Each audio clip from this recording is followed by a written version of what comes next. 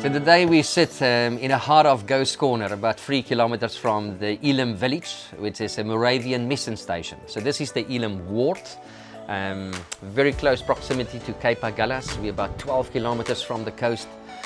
Amazing maritime coastal influence, and this is typical Ghost Corner weather.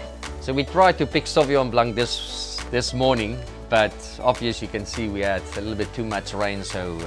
And this is the beautiful part of Ghost Corner.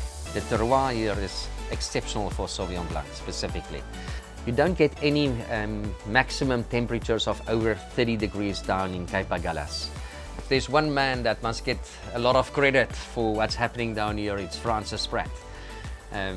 Phenomenal guy with attention to detail, eye for viticulture, and he makes sure that all these grapes are picked to precision in small 18 kilogram crates, transported in a refrigerated truck at 5 degrees Celsius for 499 kilometers up to Cederberg, where we do the vinification. So quite a job, but I must say this is the success of Ghost Corner. There's fine detail in every process. Why Ghost Corner? So this is obvious from the sailors. So when they passed Cape Point, they thought they were around the most southern tip of Africa. And then there's another more southern tip down at Cape Agulhas, about 120 kilometers more south. You find 131 shipwrecks around that little point, and that's just due to incorrect compass reading. A compass don't show any deviation between true north and magnetic north, and then a massive amount of wind and fog. And this is where we produce this fantastic wine. So Ghost Corner Wild Ferment Sauvignon.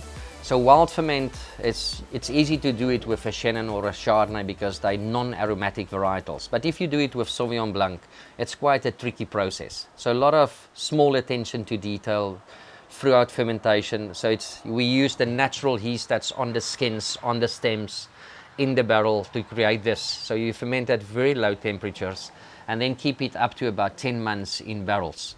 This is the last of the 21 vintage, so also a Platter 5-star wine, but a wine with amazing international reputation. When I drink this wine, I always describe this wine, it's like having 28 temperamental kids at home for 76 days, because this is the period of the fermentation. But the reward at the end is just amazing. So you find that beautiful white pear, a little bit canned white asparagus, a little bit quince. But the charm of this wine is absolutely the palate. Then moving on to Black Summer. So this is the first Longavi wine that we produce in South Africa. Longavi is a partnership between myself and a very good friend in Chile, Julio Bijon. He loves South Africa, he loves Swartland Chenin.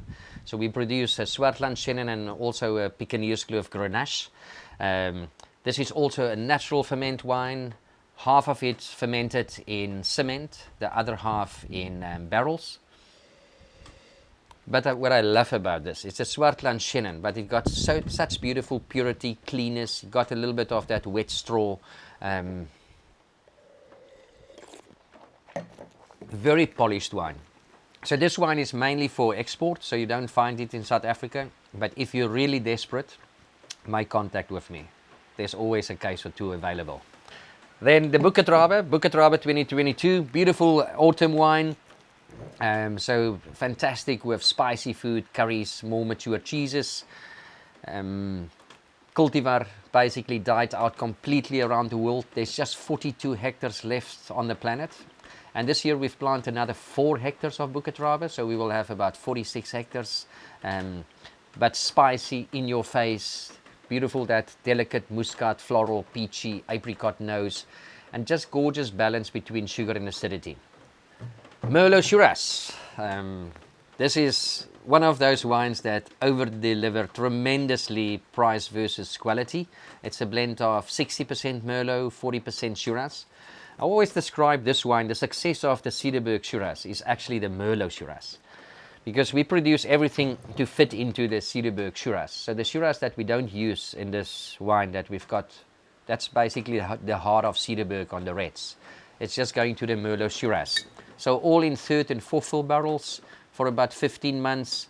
Very classic, beautiful, more Merlot fruit, that plummy, raspberry, slightly chocolate type of aroma, and then gorgeous spiciness from Shiraz on palate. So that is the wine that you enjoy with your 8 bad mates. Cederberg Shiraz. This is quite an interesting selection on the reds because it's all the new vintages. What a gem. 2020, a little bit warmer vintage. So we've picked a little bit earlier. Also to move away from that more overripe, porty type of aromas of Shiraz. 15 months in barrels. This is a combination of natural ferment, whole bunch, whole berry. Really one of those classy South African Shirazes. Again in the SA Top 12. This wine is absolutely on fire on nose. So it's very multi-dimensional. So you find that more sweet spice, dark chocolate, roasted coffee. And then the palate is so integrated with oak. And then one of my personal favorites, the Cederberg Cabernet. I just love this wine. Beautiful expression of Cederberg. Long physiological ripeness. So you find the tannin profile of this wine is it's just amazing. It's so polished. And it's very typical Cabernet. You can't confuse it with any varietal. So enjoy these 3 reds. They're all new. This is quite the exciting box. Some Black Summer, the last part of the Ghost Corners. And you must have a fantastic autumn. We're busy with harvest, so it's a very busy time for us. We've just started basically. It's a little bit later, the vintage. So far looking quite good. January was quite a hot spell, but a lot of work and not enough sleep. Cheers.